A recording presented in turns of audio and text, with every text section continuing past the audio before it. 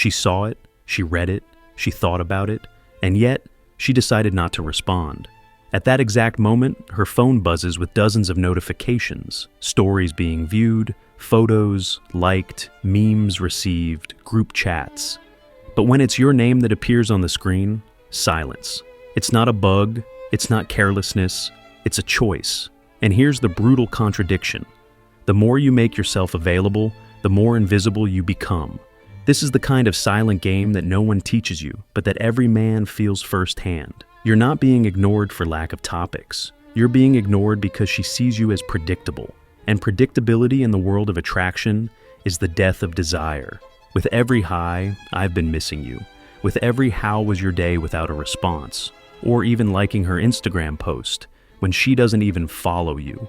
You reinforce the narrative that keeps you on the shelf of the forgettable. It's cruel, I know, but that's exactly why this video isn't about messages. It's about perception. It's not about what you write. It's about how she feels when she reads your name.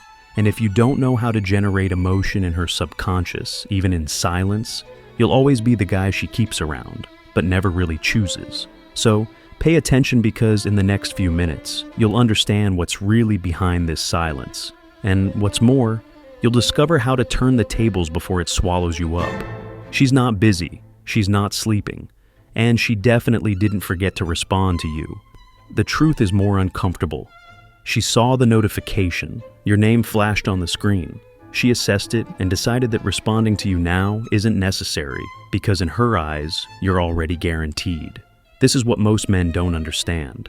When you're always there, always present, always trying to please, your attention becomes running water, abundant, predictable, disposable, and who values water that never runs out?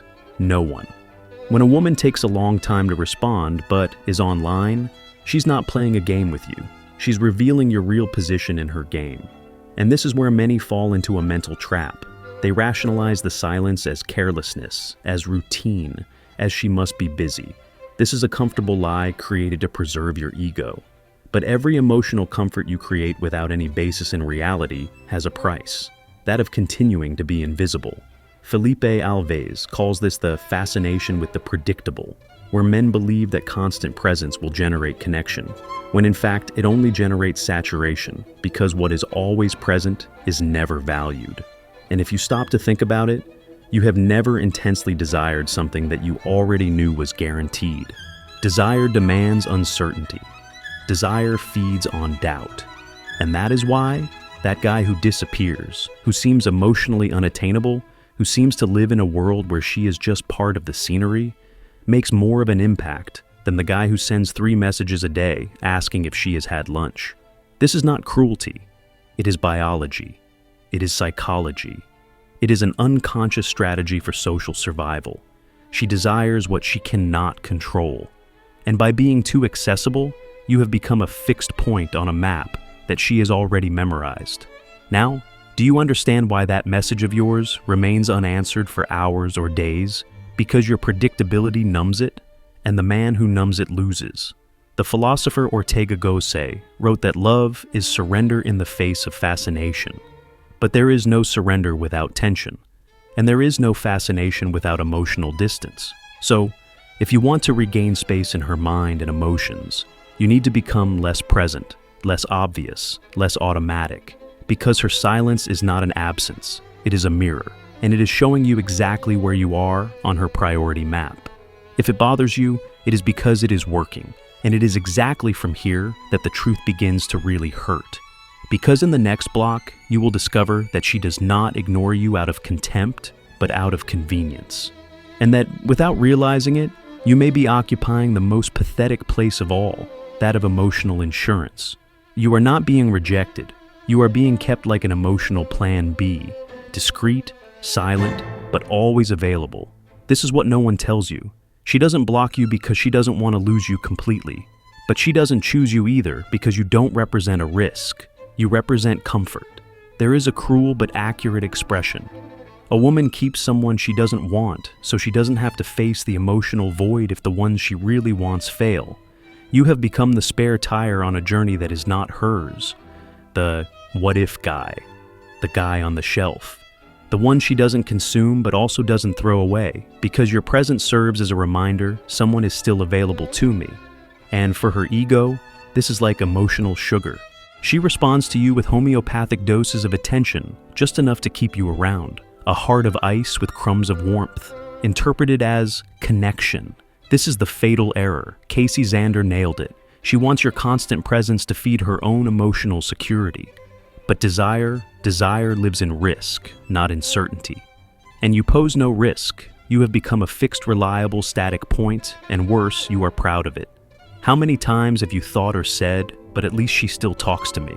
This is the tragedy of masculinity trained to seek approval. You don't want a woman. You want the certificate of acceptance. And that is where she wants you.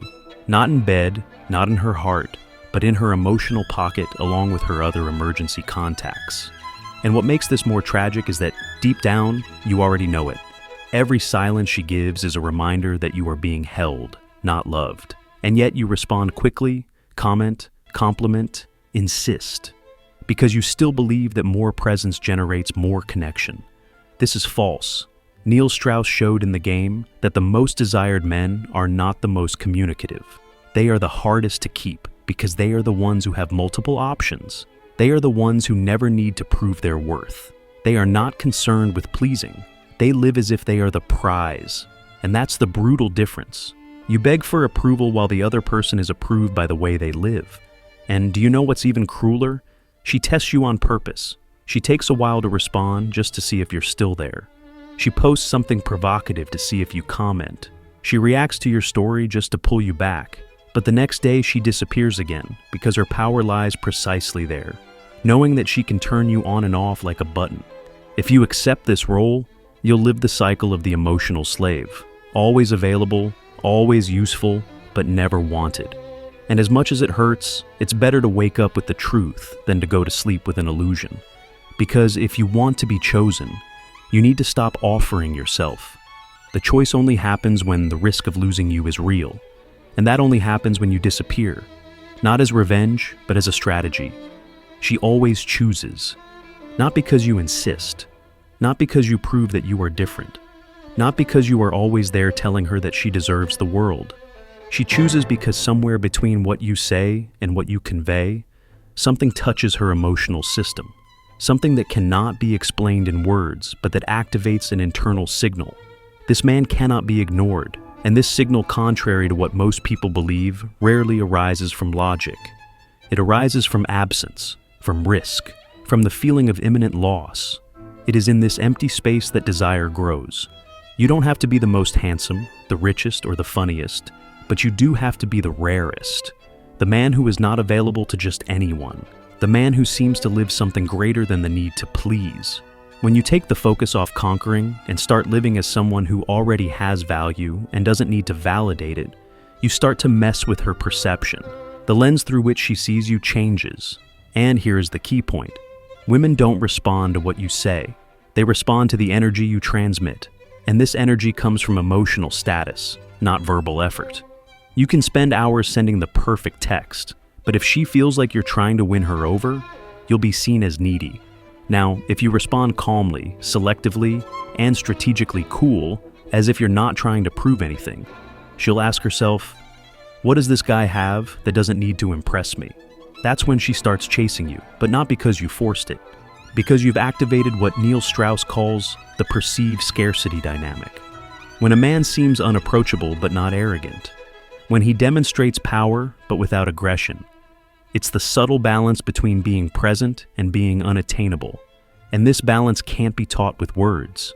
It can be trained with presence. She needs to see that you have a life that doesn't revolve around her, that you're cured by others, admired by many, and controlled by none. That's when the choice happens. And when she realizes that you might be lost, she moves because the fear of loss is stronger than the will to conquer. Robert Greene said, poeticize your presence. That means becoming unforgettable, not through excess, but through impact. Being there less often, but with more force. Being rare, not common. Being tense, not certain. The man she's chasing doesn't need to run.